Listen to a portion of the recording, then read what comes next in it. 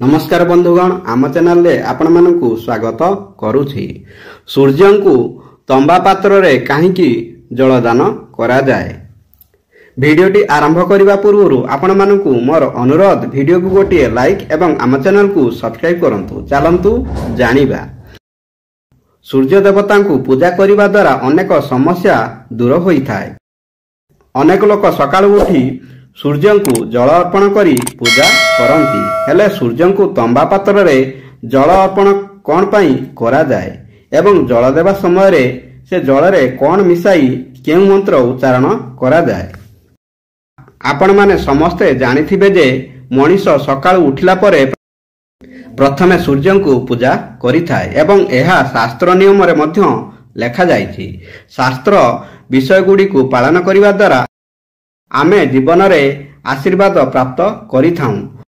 ज्योतिष शास्त्र अनुसार सूर्य नारायण हेउछंती सकल सृष्टिर आधार एवं प्रत्येक अनुष्ठान करिबा पूर्वरु सूर्य को पूजा करिबा निहाती जरूरी होइथाय। दैनंदिन जीवन रे आपण दिन सारा जहा भी काम करंतु मात्र प्रथम कार्य हेउची सूर्य को पूजा करिबा। भविष्य पुराण रे कुहा जाइछि जे जेउ व्यक्ति प्रत्येक दिन सूर्य को अर्घ्य पूजा जल अर्पण करती सेही माने समस्त प्रकार बंधनरु मुक्त होई मोक्ष गति को प्राप्त करिथांती। तंबा पात्र रे जल अर्पण करिबा पछरे कोन रहिछि कारण?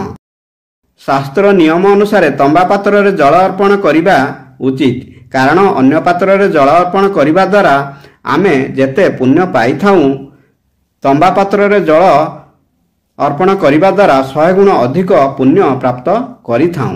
सूर्य को जल अर्पण करिबा समय रे सेथिरे रक्त चंदन श्वेत चंदन राशि गुड़ सिंदूर यही सब मिसेई आमे सूर्य को जल अर्पण करिबा उचित।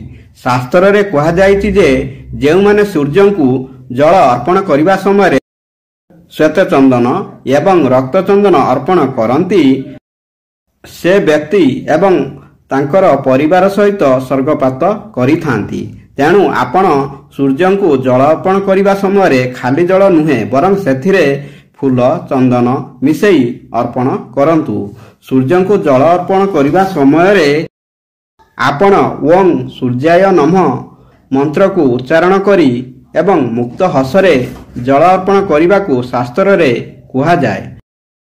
आपण तंबा पात्र रे जल अर्पण करिबा समय रे आपणक वृद्धा आंगुली को तर्जनी आंगुली ठारू दूर रे रखिबे, नहले ताहा राक्षस आंगुली होई थाए।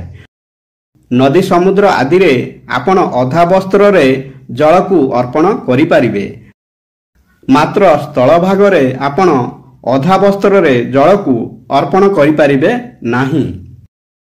बंधुगण वीडियोटी भल लागिले वीडियो को गोटे लाइक एवं आम चैनल को सब्सक्राइब करिया को भूलिबेनी। धन्यवाद। जय श्री कृष्ण।